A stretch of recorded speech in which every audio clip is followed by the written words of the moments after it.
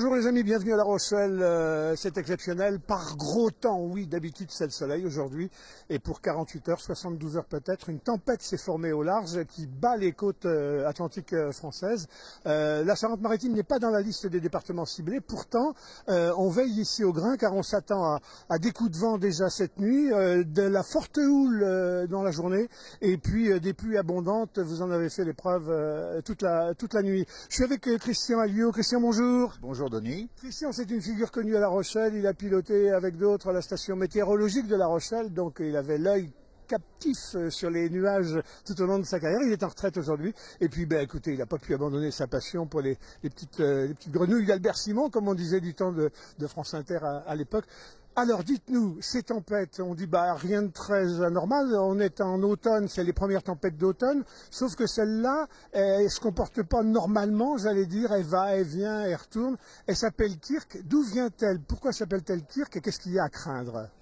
Alors les noms des tempêtes sont choisis par l'OMM, par ordre alphabétique. Autrefois c'était essentiellement des dames, ça a un peu ronchonné, donc maintenant c'est un peu alterné, et donc c'est choisi comme ça. Par contre, oui, cette tempête-là a une caractéristique, c'est qu'elle ne vient pas, comme beaucoup en automne, de l'Atlantique Nord, formée au sud de l'Islande et traversant d'ouest en est vers la Bretagne classiquement. Elle s'est formée à côté des îles du Cap-Vert et était un ouragan. Elle est remontée dans le flux de l'ouest et est devenue une tempête quasiment ordinaire. Mais elle a une caractéristique quand même un peu particulière. Déjà, son déplacement a été un peu compliqué. Il y a quelques jours, il y avait des vents qui étaient prévus assez forts, 140, 150 km/h. C'est plus le cas maintenant. C'est dégonflé à l'approche des côtes? Alors, c'est sa forme qui a changé. Et assez dégonflé à l'approche des côtes. La pression minimale est de 981 hectopascales, ce qui est bas mais pas exceptionnel. La tempête de 99 par exemple, on est descendu à 966 hectopascales, donc on n'est pas dans les mêmes valeurs. Elle nous a fait des surprises au niveau du déplacement, en effet. Donc là, on a une petite accalmie. Les pluies les plus fortes sont quand même à venir avant la fin de la journée. On devrait avoir une amélioration dans la soirée. À partir de 20 h, on commence à être passé derrière. Le vent va quand même, là, affaiblir un peu, mais va se renforcer à nouveau dans l'après-midi. Au coup de 17 h, fin d'après-midi? Ça, c'est un avis personnel. Les modèles ne prévoient pas de force beaucoup supérieure à 100 km/h. Donc on reste un peu en dessous des seuils de tempête qui sont à 100 km/h. Mais la pression remonte très fortement en soirée, après le passage de la dépression. Il faut savoir que statistiquement, c'est les vents atmosphérique remonte très vite dans la soirée, donc c'est le gradient de pression qui fait le vent. C'est pas la valeur.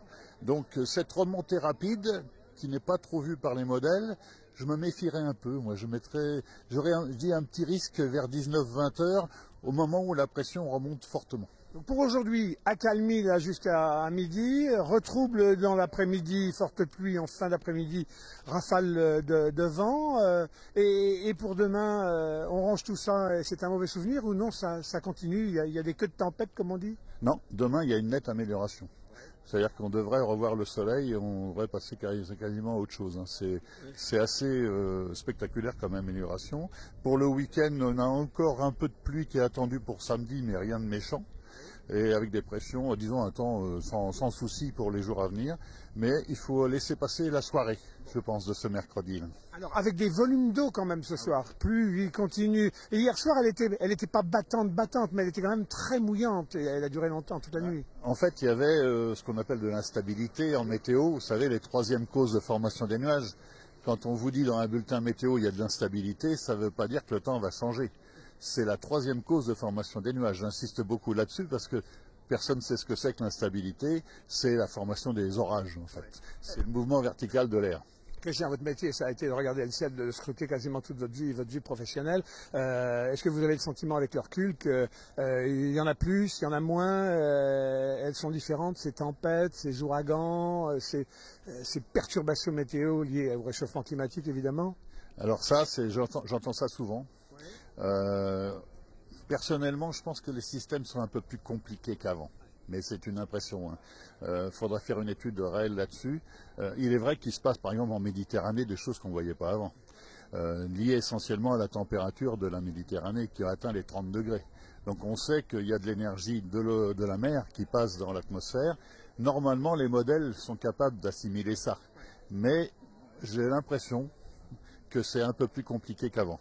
Bon, dites-moi, pour ceux qui s'attendent à des rafales fortes, on reprend, vous disiez, pour ce soir, au moment où ça sera au pire, ça peut être des rafales de quel ordre? De vent? Alors, les modèles mettent 95 km/h, donc on est en dessous des seuils de tempête. Mais comme je vous ai dit, avec cette hausse de pression, je me méfie un peu, et l'air turbulent. Oui. Donc on pourrait, je pense qu'on peut dépasser les 100, alors on verra si c'est vrai, hein. La météo n'est pas une science exacte, ça vous le savez, tout le monde le sait, mais faut se méfier quand même. Je dis, laissez passer 20 heures, après 20 heures, 21 heures, on commence à être derrière et ça va se calmer un peu.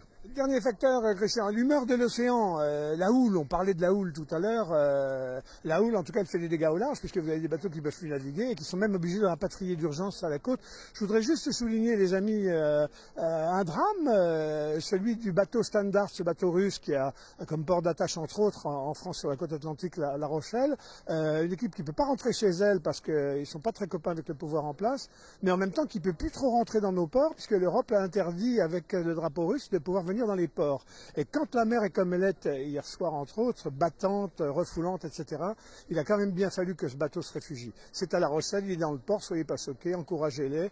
Ils mènent une vie dure et les responsables n'ont pas vu leur famille depuis bien des lustres. Et puis je vous recommande, on en reparlera, jeudi soir sur France 3, alentour 23h, un très très beau reportage qui a été fait justement sur la vie à bord de ce bateau et comment des gens peuvent se retrouver dans un vaisseau fantôme à travers les océans. Bon, la houle. Je vais dire un mot à ce sujet-là parce que je connais un peu l'équipage qui est mixte, ukrainien et russe. C'est des gens charmants qui s'entendent très bien, absolument. Alors ça, je trouve ça vraiment dommage que des effets politiques à un niveau beaucoup plus élevé embêtent ces gens-là. Voilà. Qu'on les laisse aimer la mer et c'est tout, qu'on les laisse être marins avant tout. Je suis d'accord avec vous. Bon les amis, écoutez, on va se remettre quand même sous la couette. Hein. Voilà, on est au marché de La Rochelle parce qu'on pensait que, on le voit bien, il y a quand même que la moitié du marché qui s'est installé. Ça a dissuadé la crainte de la pluie surtout. Un certain nombre de camelots, de producteurs de s'installer.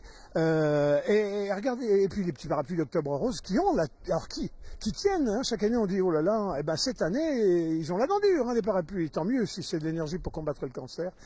À bientôt Christian, on reste en contact. Je dis sur le net où est-ce qu'on vous retrouve parce que tous les jours il fait son petit bulletin météo. Écoutez, vraiment. Oui, alors je m'amuse à faire ça. J'ai créé un petit groupe WhatsApp.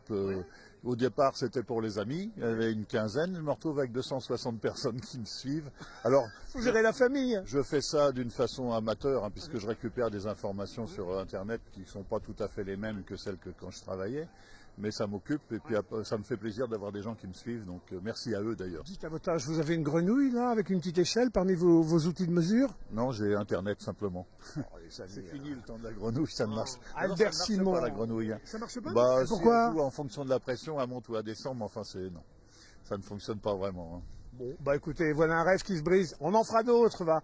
Allez, merci Christian, c'est adorable à vous et puis calez-vous bien au chaud, hein, les amis. À très très bientôt sur DLR TV.